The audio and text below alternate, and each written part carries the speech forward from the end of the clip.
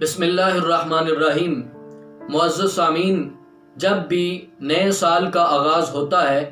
وہ اسلامی سال ہو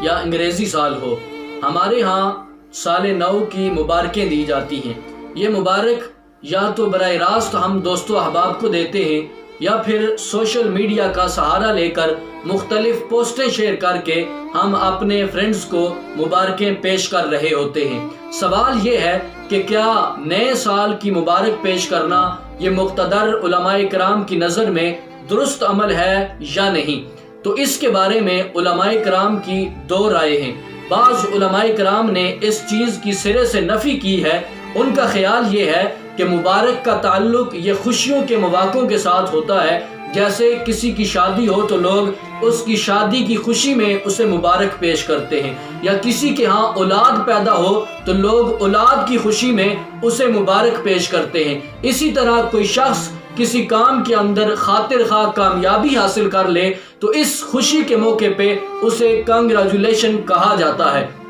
لیکن جب بھی کسی سال کا آغاز ہوتا ہے، اس موقع کے اوپر کوئی خوشی کا ایسا حسین لمحہ موجود نہیں کہ جس کے اوپر بندہ خوشیوں کا اظہار کرے یا ایک دوسرے کو مبارکبادیں دیتا پھرے۔ تو اس لیے سال کے آغاز کے اندر بجائے خوشی منانے کے یا مبارکیں دینے کے، انسان کو چاہیے کہ اپنے گزشتہ سال کے اندر جو اس سے گناہ سرزد ہوئے ہیں ان کے اوپر وہ نادم اور شرمندہ ہو کے اللہ رب العزت کے حضور اپنی جبین نیاز کو جھکا کے ان کی معافی طلب کرے، رب کائنات کی بارگاہ میں توبہ کرے، اور اس چیز پہ اسے غم زدہ ہونا چاہیے کہ اللہ رب العزت کے ہاں اس کے لیے جو مقررہ زندگی لکھی جا چکی تھی، اس زندگی میں سے ایک سال اور اس شخص نے رب کائنات کی یاد سے غفلت کے اندر گزار دیا ہے۔ تو اس لیے اس موقع پہ انسان کو غم زدہ ہونا چاہیے، بجائے غم زدہ ہونے کے انسان خوشیاں مناتا پھرے،